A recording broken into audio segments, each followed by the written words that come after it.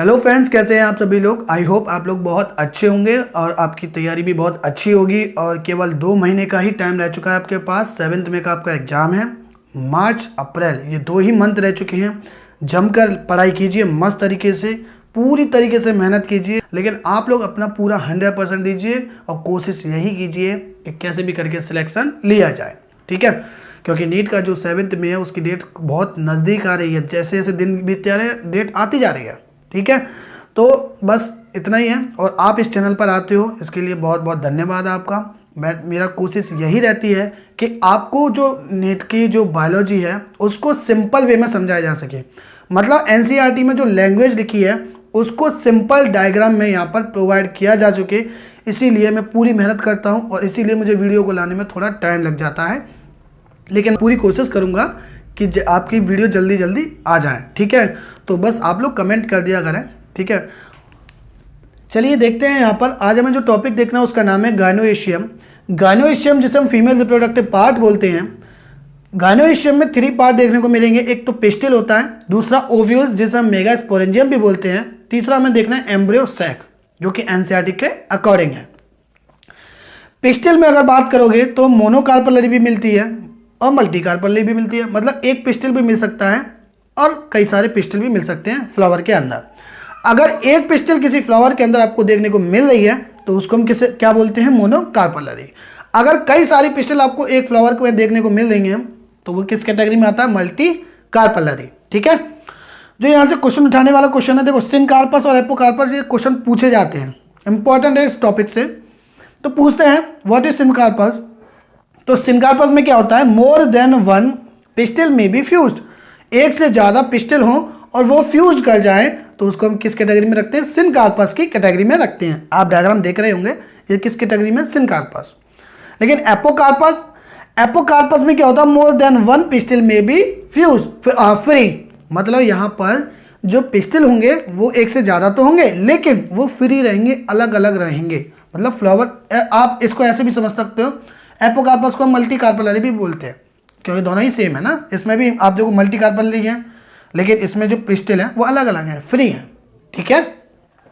अब एक पिस्टिल का हम डायग्राम देखते हैं, समझते हैं एक पिस्टिल के अंदर क्या क्या स्ट्रक्चर कंटेंट हमें देखने को मिलेगा। ये पिस्टिल का डायग्राम है। इसका जो टॉप पार्ट होता है इसे हम बोलते हैं स्टिग्मा। और स्टिग्मा स्टिकी होता है, मतलब चिपचिपा।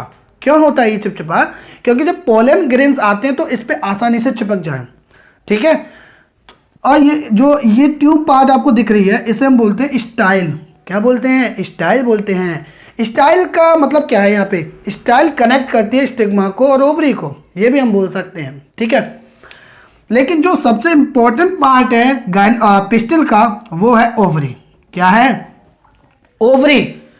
और ओवरी के अंदर अगर आप देखोगे तो एक एम्प्टी स्पेस मिलता है जिसे हम बोलते हैं लोक्यूल। और लोक्यूल से अटैच होते हैं कौन, ओव्यूल्स।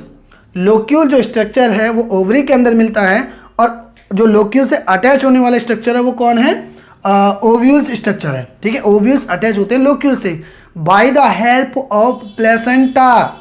जैसे ह्यूमन रिप्रोडक्शन में क्या होता था कि एक फीमेल से या एक माँ से जो बच्चा अटैच्ड होता था, एम्ब्रियो अटैच्ड होता था, वो किस फॉर्म से अटैच होता था, प्लेसेंटा से। ऐसे ही यहाँ पर भी है, ये बच्चे हैं, छोटे छोटे ये बच्चे हैं, एक एक बच्चे का नंबर आएगा। ये बच्चे क्या होंगे, जब ये बच्चे माँ से किससे अटैच होते हैं, प्लेसेंटा से, ठीक है। अब मैं आपको एक चीज बताता हूँ कि एक कॉन्सेप्ट होता है जिसे हम कई लोग बच्चे समझ नहीं पाते हैं कि कौन किस में कन्वर्ट होता है, फ्रूट में कौन कन्वर्ट होता है, सीड में कौन कन्वर्ट होता है। तो मैं आपको बता दूं, ये जो ओवरी है, ये पूरा स्ट्रक्चर है ओवरी, ये हो जाती है फ्रूट में कन्वर्ट। किस में, फ्रूट में। और ये जो अंदर ओव्यूल्स हैं, ये क्या करते हैं, ये कन्वर्ट हो जाते हैं सीड में। किस में, सीड में। अब यहाँ पे एक क्वेश्चन देखो, ये देखने को मिल सकता है, सुनो। आपने मैंगो देखा होगा, मैंगो के अंदर क्या एक ही सीड होता है, तो इसका मतलब उसमें इतने सारे ओव्यूल्स ना होकर के केवल एक ही ओव्यूल्स मिलेगा, तभी तो एक सीड बने, ठीक है। और फ्रूट कहाँ से आया, जो फ्रूट आया वो किससे बनेगा, ओवरी से। मतलब जो हम फ्लैशी पार्ट खाते हैं ना वो किससे बनेगा, ओवरी से। और जो अंदर एंडोस्पर्म जिसे हम बोलते हैं, जैसे सीड बोलते हैं, वो क्या होता है, ओव्यूल्स होता है। तो कहने का मतलब यही है कि ovules are converted into seed after fertilization and ovary is converted into fruit after fertilization. ठीक है, समझ में आइए कॉन्सेप्ट। अब देखते हैं यहाँ पर प्लेसेंटा क्या होता है। प्लेसेंटा कनेक्ट करता है ओव्यूल्स को लोक्यूल से। ठीक है, अब यहाँ पर एक टर्म होता है फ्यूनिकल। क्या है? फ्यूनिकल। तो प्लेसेंटा के जो देखो सुनो, ओव्यूल्स का जो पार्ट्स होता है, ओव्यूल्स का जो पार्ट्स प्लेसेंटा से अटैच्ड होता है या फ्यूज होता है, उस पार्ट को हम क्या बोलते हैं? फ्यूनिकल बोलते हैं। ये एनसीईआरटी की लाइन है, क्वेश्चन की लाइन है, ये क्वेश्चन फ्रेम होते हैं इस जगह से। ठीक है, तो एफ से क्या होता है? फ्यूनिकल। एफ से होता है फ्यूज। फ्यूज किससे? प्लेसेंटा से। कौन होता है? फ्यूनिकल। ठीक है, समझ में आई ये बात? अच्छा, अब इस जो ओव्यूल्स है, ये जो मेगास्पोरेंजियम है या ओव्यूल्स है, इसको हम करके देखते हैं जूम। मतलब इसको हम देखते हैं माइक्रोस्कोप के अंदर। जब हम माइक्रोस्कोप के अंदर लाएंगे तो हमें कुछ ऐसा स्ट्रक्चर मिलेगा। ये जो ओव्यूल्स है, इसको कुछ नहीं किया, हमने उठाया, ऐसे रखा घुमा करके, और माइक्रोस्कोप से हमने इसको देखा इसके अंदर क्या क्या कंटेंट है। तो इसके अंदर हमें कुछ पार्ट्स देखने को मिले। आइए हम देखते हैं।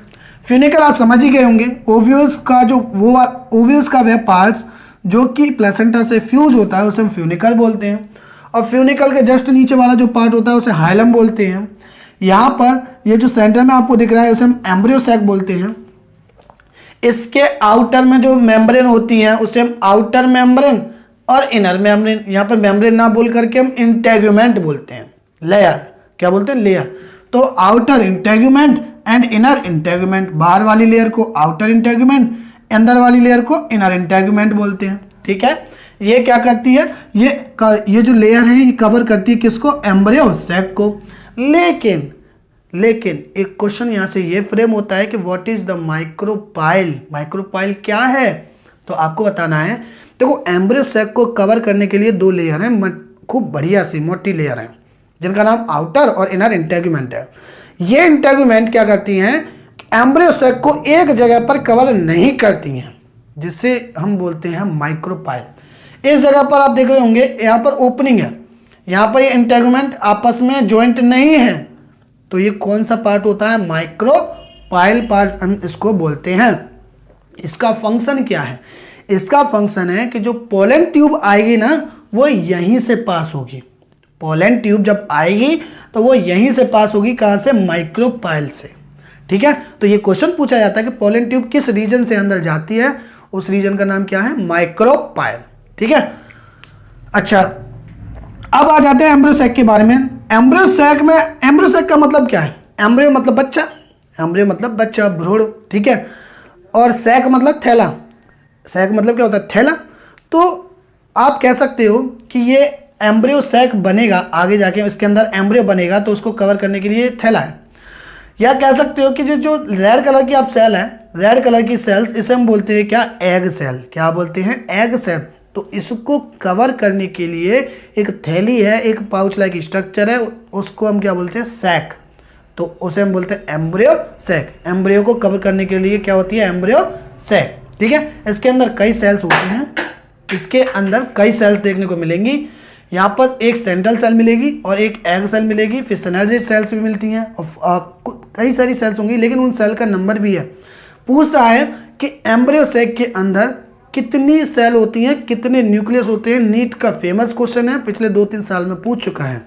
तो देखते हैं, एक एम्ब्रियो सैक के अंदर 7 सेल होती हैं, 7 सेल होती हैं और 8 न्यूक्लियाई होते हैं। ऐसे कैसे? ऐसे देखो, 3 इधर 3 इधर, कितनी होगी? 6 और 1 7 कोशिका होंगी, 7 सेल होंगी, जिन्हें हम सेंट्रल, देखो सेंटर पे जो सेल होंगी उन्हें हम सेंट्रल सेल बोलते हैं। इसीलिए यहाँ इस सेल में 2 न्यूक्लियस है, इस सेल के अंदर 2 न्यूक्लियस है, इसलिए यहाँ पर 8 न्यूक्लियस हो जाते हैं, लेकिन सेल कितनी रह जाती है? 1 सेल ही रह जाती है। ठीक है, तो ये एम्ब्रियो सैक का डायग्राम है। इसे सेंटर पे जो सेल होगी उसे सेंट्रल सेल बोलेंगे, इसके अंदर जो न्यूक्लियस होंगे उन्हें पोलर न्यूक्लियाई बोलेंगे, और इसके अंदर जो एक सेल होगी जो कि फर्टिलाइज करेगी किससे? पोलन ग्रेन से। पोलन ग्रेन से, देखो पोलन ग्रेन्स में दो सेल होती है, एक तो वेजिटेटिव, एक जनरेटिव। जो वेजिटेटिव सेल्स है वो इससे फर्टिलाइज कर जाती है, तो यहाँ पर बन जाता है PEN, जिसे हम ट्रिपल फ्यूजन भी बोलते हैं।